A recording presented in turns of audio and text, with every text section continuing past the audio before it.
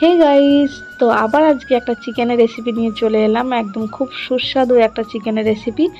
তো চলো কথা না বলে প্রথমে আগে রেসিপিটা শেয়ার করি, তারপরে সব কিছুই তোমার সাথে শেয়ার করছি। তো প্রথমে দেখলে পেঁয়াজটা কেটে রেখেছিলাম, আলুটাও কেটে রেখেছিলাম। এখন রসুন, আদা, কাঁচা লঙ্কা আর যে অল্প একটু জিরে পেস্ট করে নিয়েছিলাম। তারপরে কড়াইয়ের মধ্যে অল্প একটু তেল দিয়ে সেটাকে এখন একটু গরম হতে দেবো। তারপরেই কিন্তু আমি পেঁয়াজগুলো দিয়ে নেব।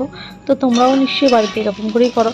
তো তারপরে হচ্ছে যেরকম করবো তোমরা ভাববে যে ছি এরকম করে আবার কে খায় রে বাবা। তো দেখো যারা হচ্ছে মানে অতিরিক্ত তেল মশলা খাও আর কি, তাদের জন্য এই রেসিপিটা একদমই না। আমি প্রথমে কিন্তু বলে দিচ্ছি। তো যারা অল্প তেল মশলা দিয়ে খেতে ভালোবাসো বা যাদের অনেক রকম প্রবলেম আছে শরীরে, অল্প তেল মশলা দিয়ে খাওয়া যায় আর কি, তো শুধুমাত্র যাদের চিকেনটাই খাওয়া যায় তো তারা এই ভিডিওটা অবশ্যই দেখো। আর হচ্ছে দেখো আমি এখন ভালো করে মাংসটা ধুয়ে রেখেছিলাম, আর এখন পেঁয়াজগুলো ভালো করে ভেজে নিচ্ছি। আর তারপরে তেজপাতাটাও দিয়ে নিয়েছিলাম আর কি। তো তেজপাতাটা দেওয়ার পরে আমি এখন চিকেনগুলো দিয়ে নেবো। চিকেনগুলো দেবো তার কারণ হচ্ছে দেখো প্রথমেই কেউ চিকেন দেয় না, ঠিকই অনেকে দেয়ও। তো আমি প্রথমে চিকেনটা দেবো এই কারণে, যেহেতু অল্প তেল দিয়ে রান্নাটা হচ্ছে আর কি। তো প্রথমে চিকেনটা দিলে কিন্তু চিকেন থেকে কোনো বাজে একটা মানে যে গন্ধটা ছাড়ে আর কি, তো সেটা ছাড়বে না। অনেকেই চিকেনের এই গন্ধটা পছন্দ করে না। তো একটা কোনো আষ্টে আর মানে কেমন একটা গন্ধ ছাড়ে না, তো সেটা ভালো লাগে না আর কি। তো তার জন্যই প্রথমেই চিকেনটা দিয়ে নিয়েছি। তো ভালো করে নেড়ে টেড়ে নিয়ে তারপর নুন হলুদ দিয়ে নেব। আর হ্যাঁ, অনেকে ভাববে যে ছি এরকম করে কে খায়। তো দেখো আমার বরের যেহেতু সমস্যা আছে তো ওকে এরকম করেই আমি করে দিই আর কি।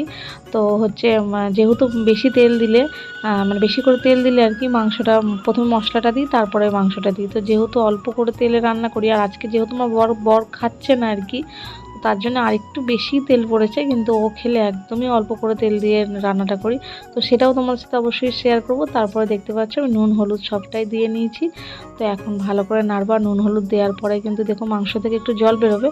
তো হচ্ছে সবটাই তোমরা দেখো ভিডিওতে, আমি সবটাই তোমার সাথে শেয়ার করার চেষ্টা করেছি। আর মাংসতে কিন্তু আদা আর রসুনটা, আদাটা জাস্ট কয়েক কুচি দেবে, আর রসুনটা একটা রসুন দেবে মানে বড় সাইজের একটা রসুন। আর হচ্ছে কটা কাঁচা লঙ্কা, যে যেমন ঝাল খেতে ভালোবাসো আর কি।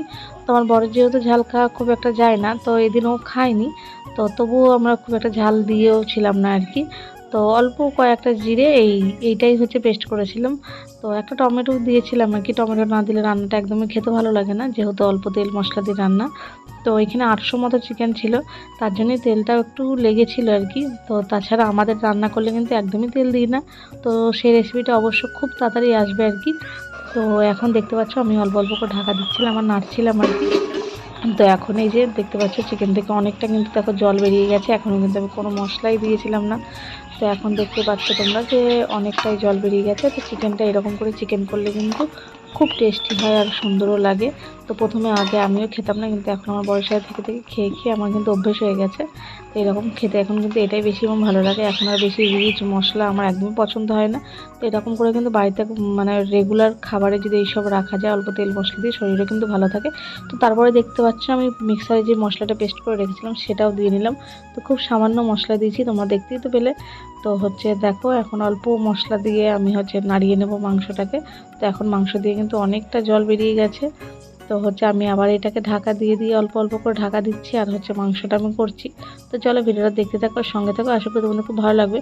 তো হচ্ছে দেখো আমি এখন ঢাকা দিয়েছিলাম অল্প একটু, তো তারপরে হচ্ছে আবার ঢাকাটা খুলে দিয়েছিলাম।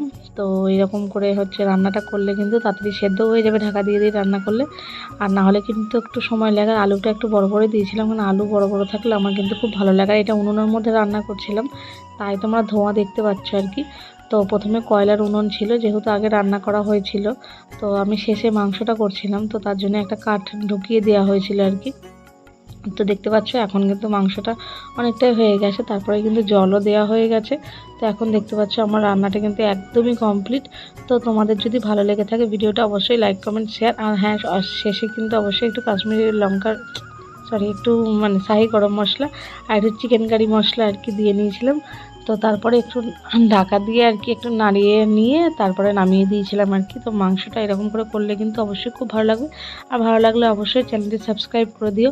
তো সবাই ভালো থেকো, সুস্থ থেকো, আবার কিন্তু দেখা হচ্ছে নেক্সট কোনো ভিডিওতে। চ্যানেলটি অবশ্যই সাবস্ক্রাইব করে নিও সবাই, আর পাশে থাকা বেল আইকনটি অল